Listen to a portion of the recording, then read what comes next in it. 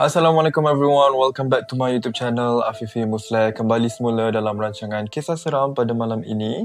Thank you so much for watching, thank you so much for supporting me lately. Lately YouTube aku pun makin grow. Dekat TikTok pun makin banyak video aku masuk FYP. Thank you so much for all the support. I really appreciate it. Okay, so untuk video hari ini aku nak cerita dua kisah seram. Nak baca satu dari fiction Shasha yang cerita pengalaman seorang student UiTM. That's why aku pakai baju UiTM sekarang ni. Aku student UiTM juga. Dan satu lagi cerita tentang jalan raya yang berhantu.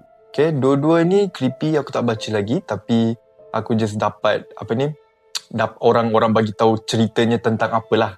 Tapi aku tak baca lagi. Alright, so without further ado, let's get right into it.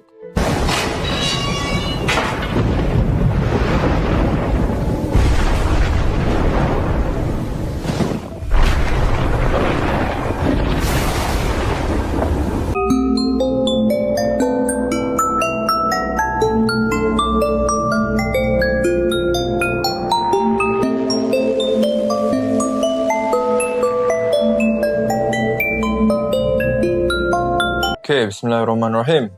Cerita yang pertama. Tahun 2013, teringat satu kisah waktu aku study di UiTM dulu. Keluar dari tandas hotel. Hotel? Dalam UiTM ada hotel ke? Hostel kot. Keluar dari tandas hostel. Masa itulah ternampak benda ni. Nampak apa? Okay, jap. So, sekarang ni aku nampak sekarang ni gambar dua budak UiTM keluar dari tandas. So, apa? Next, aku Wardah dari Utara. Kisah ini berlaku masa aku study dekat UiTM lebih kurang 13 tahun lepas. Oh, lama dah.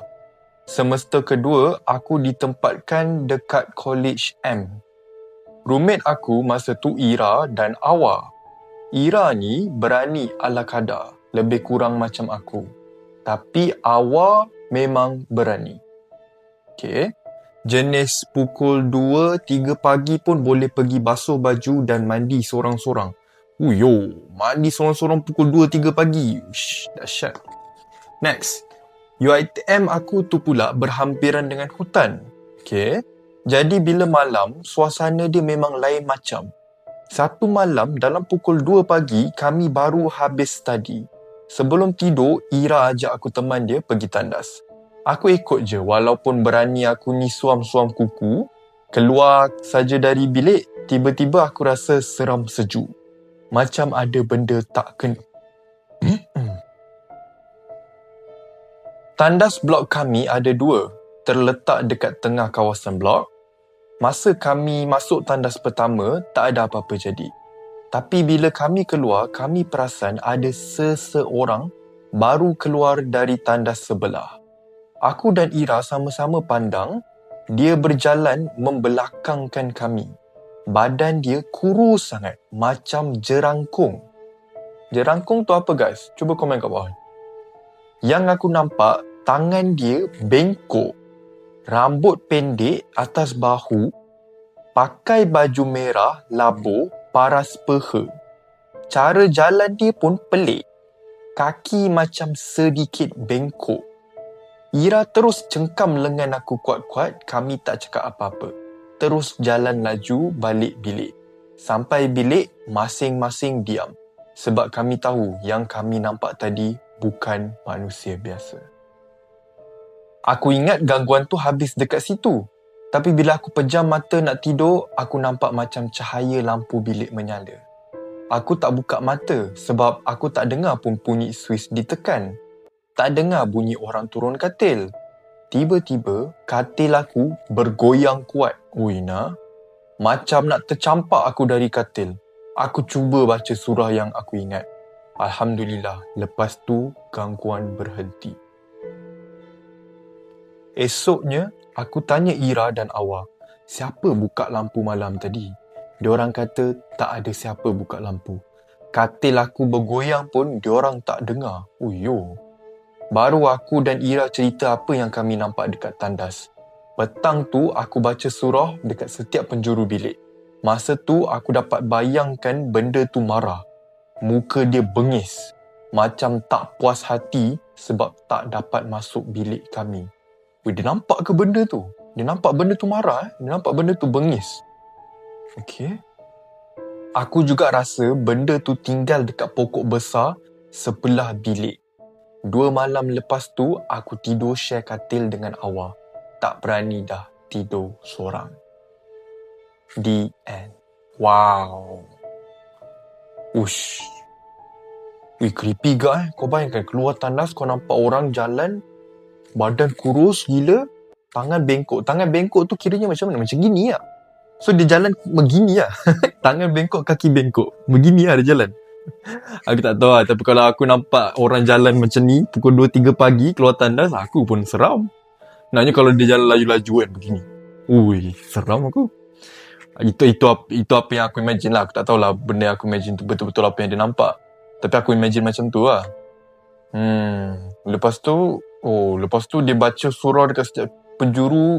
Dia nampak benda tu macam tak puas hati, bengis sebab tak boleh masuk bilik. Wow. Menarik. Okay, creepy. Kalau aku dah tak berani dah nak tidur college situ, aku pindah bilik ke, di rumah sewa ke apa ke. Tapi memang yelah dekat area UiTM ni kebanyakannya college. Aku tak tahu kenapa UiTM ni suka location kat tempat pendalaman tau. College dekat dalam hutan, campus kat tengah-tengah hutan. Semua benda nak kat tengah-tengah hutan. Aku tak tahu kenapa. Aku boleh mention lah mana banyak UiTM yang dalam hutan. Contohnya macam UiTM Macang dalam hutan, UiTM Seri Iskandar dalam hutan. Banyak lagi lah. Seri Iskandar pula. Bukan, Segamat dalam hutan. Okay, next story. Okay, cerita seram. Pada jam 11 malam, aku balik dari Lambo kiri nak ke Seri Iskandar. Baru je mention Seri Iskandar tadi. Baru saja lepas hadir kenduri kawan, time nak balik tu, kereta tiba-tiba tersengguk-sengguk nak berhenti. Alamak. Berhenti betul-betul bawah lampu jalan. Tapi still gelap dan sunyi juga. Oh no. Time tu tak rasa takut lagi sebab baru jam 11.30 time tu. Okay. Tapi jenuh juga nak tahan siapa-siapa yang lalu lalang nak minta tolong. Betul lah, tak ada orang nak tolong kan. Tiba-tiba ada satu abang ni naik motor. Dia pun singgah. Kenapa ni bang? Aku cakap lah kereta ni tak mau hidup. Tiba-tiba berhenti. Abang ada kenalan ke atau siapa-siapa yang pandai bab ni? Dia kata tak apa. Dia tengokkan dulu. Waktu tengah baiki-baiki tu, abang tu cakap, tak adalah takut sangat ya, ada peneman. Tak panas ke duduk dalam kereta? Suruhlah kawan tu turun. Sudah. Otak aku dah jam. Kalau aku kata aku seorang je, nanti abang ni lari pula sebab takut. So aku buat-buat cakap, dia ngantuk tu. Tapi sumpah, aku tak nampak siapa dalam kereta aku tu. Oh shit. Lepas 15 minit, kereta dah boleh on. Tah apa abang tu belik-belik terus mau hidup. Aku nak hulur duit abang tu tak nak. Tapi aku sempat type kat handphone, suruh abang tu baca. Aku type, bang.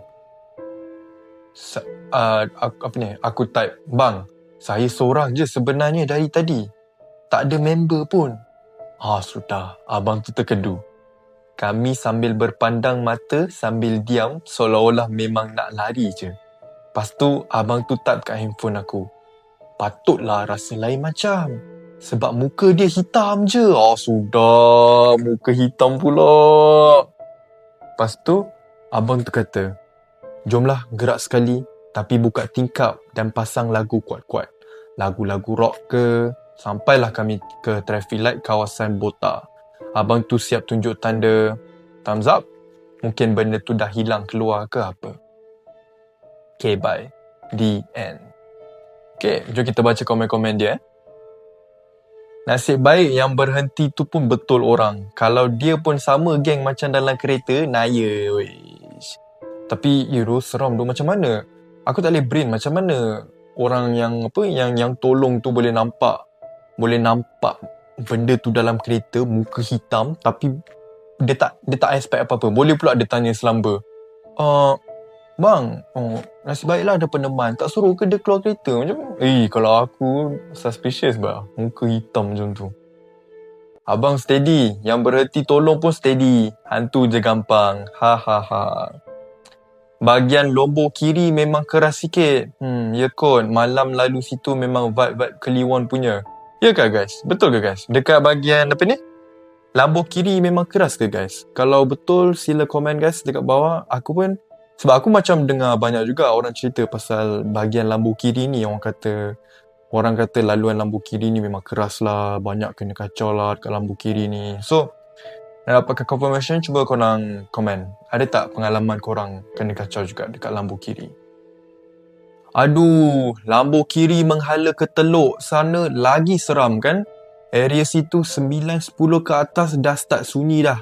Saya kalau balik malam dengan husband and anak-anak jarang lalu bota kiri. Ambil bota kanan, siang hari je lalu bota kiri. Oh yo. Macam gitu Memang keras tempat ni. Awak lalu siang pun seram, apalagi malam.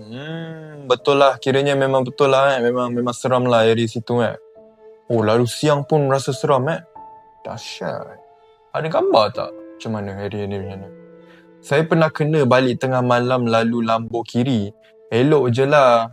Ponti duduk atas bumbung bus stop tepi jalan. Sudah. Menggelupur tangan cari phone pasang surah. Cermin pandang belakang terus pusing naik atas. Gila lah. Balik malam. Ponti duduk atas bumbung bus stop. Lain macam. Bapak seram siut. Kau bayangkan kau tengah bawa kereta, sekali kau tengok tepi, ada Cik Ponti duduk atas bumbung bus stop. Aku tak boleh lah. Aku kalau Cik Ponti memang aku seram lah. Lambung kiri memang lepas pukul 9.30, vibe dia tu dah lain.